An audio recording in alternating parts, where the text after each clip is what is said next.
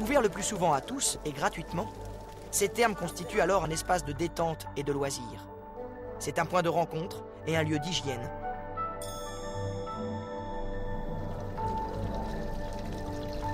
Le bain pour les Romains est une nécessité, un luxe que nul ne peut se refuser, quelle que soit sa condition sociale.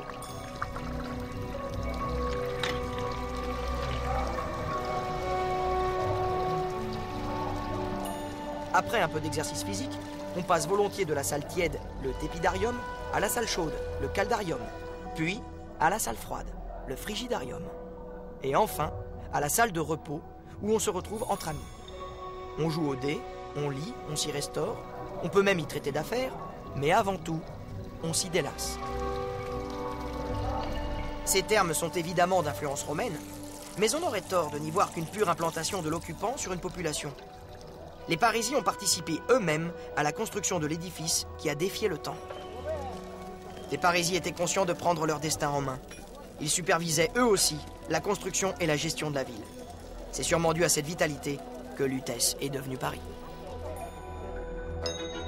Gaulois et Romains se sont donc unis pour construire Lutèce, pour construire une ville de luxe et de volupté. Ces termes, qui leur étaient si chers, ont traversé le temps. Elles ont été utilisées jusqu'à la fin du IVe siècle. 300 ans de bain à la mode romaine. Mais les thermes n'ont jamais cessé d'être occupés. À la fin du XVe siècle, la construction de l'actuel hôtel de Cluny inclut une partie des vestiges anciens. Ils deviennent alors la propriété de l'abbaye de Cluny et les abbés utiliseront certaines salles comme réserve de fourrage.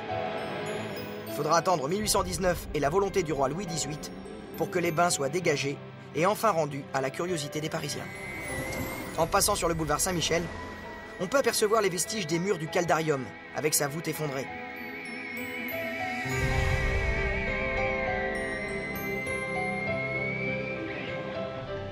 Pénétrons maintenant dans le frigidarium.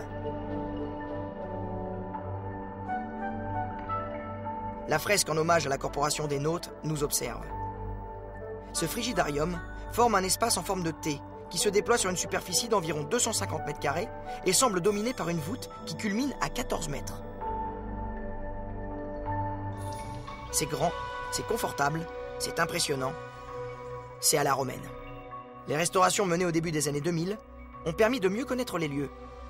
On a ainsi pu comprendre les jeux de lumière et les agencements de couleurs. Les sous-sols nous font entrer dans les coulisses. C'est ici l'envers du décor. La machinerie de ce théâtre d'eau, avec ses réseaux hydrauliques et ses égouts. Et puis, après avoir goûté au charme des thermes, les Lutéciens remontent un peu plus haut et gravissent notre montagne Sainte-Geneviève. Ils pénètrent alors dans le Forum, centre vivant et animé de la ville gallo-romaine. Il s'agit d'une vaste esplanade entourée d'un portique à colonnes. Le mur d'enceinte est bordé sur deux côtés par une galerie couverte sous laquelle se succèdent des boutiques. Et les Lutéciennes qui n'ont pas changé viennent ici faire du shopping. Le Forum est aussi un espace public. Il sert à des cérémonies officielles et religieuses, et l'on aime s'y retrouver.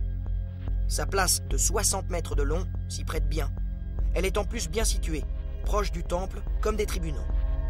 Quant au Forum, il subira, hélas, les exigences des hommes et des époques. Son souvenir repose aujourd'hui au 61 boulevard Saint-Michel, dans l'accès au parking Vinci. Un morceau du mur d'enceinte de ce Forum a été conservé. Maigre consolation.